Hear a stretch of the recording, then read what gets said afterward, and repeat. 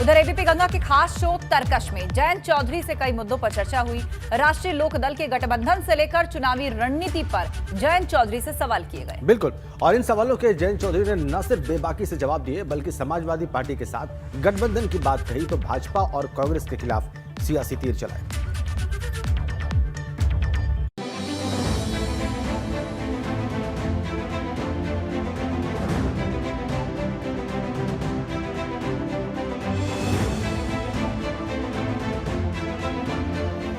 तो 2022 में होने वाले यूपी विधानसभा चुनाव के लिए जिन नेताओं की साख दांव पर लगी है, उनमें से एक नाम है राष्ट्रीय लोकदल के राष्ट्रीय अध्यक्ष जयंत चौधरी का, जो अपने पिता अजीत सिंह के निधन के बाद पहली बार अकेले चुनावी समर में उतरने वाले हैं।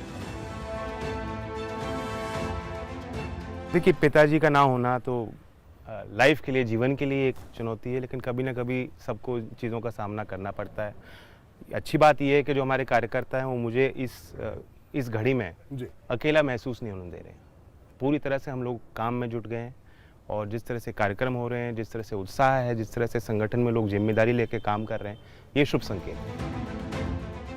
जयंत चौधरी के सामने पश्चिमी यूपी में राष्ट्रीय लोकदल को एक बार फिर विजय पथ पर लाने के साथ ही अपने दादा पूर्व प्रधानमंत्री चौधरी चरण सिंह और अपने पिता चौधरी अजीत सिंह की राजनीतिक विरासत को बरकरार रखने की दोहरी चुनौती है, जिसके लिए जयंत को समाजवादी पार्टी के अध्यक्ष अखिलेश यादव का साथ मिल सकता है। हालांकि सपा और आरएलडी के बीच गठबंधन का औपचारिक ऐलान होना अभी बाकी है।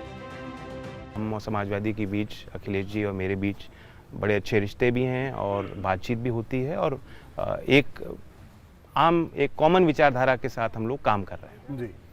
सीट शेयरिंग की बात हम लोग अभी जारी रख रहे हैं, सीट शेयरिंग पे ही बात हो रही है जी। तो जैसे ही वो हो जाएगा औपचारिक घोषणा हो जाएगी। इससे पहले कयास लग रहे थे कि समाजवादी पार्टी के अलावा जयंत के पास कांग्रेस के साथ जाने का भी विकल्प है, लेकिन एबीपी गंगा के खास कार्यक्रम तरकश में जयंत चौधरी ने साफ कर दिया कि 2022 में आरएलडी और कांग्रेस के बीच गठबंधन नहीं होगा।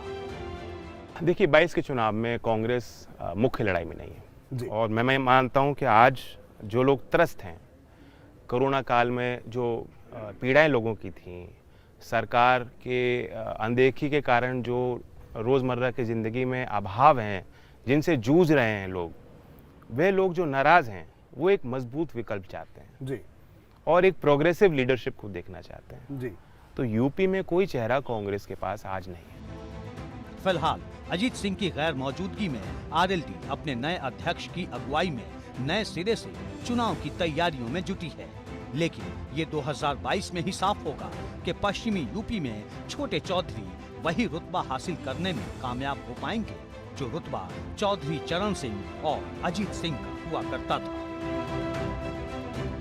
एबीपी गंगा के लिए ब्यूरो रिपोर्ट।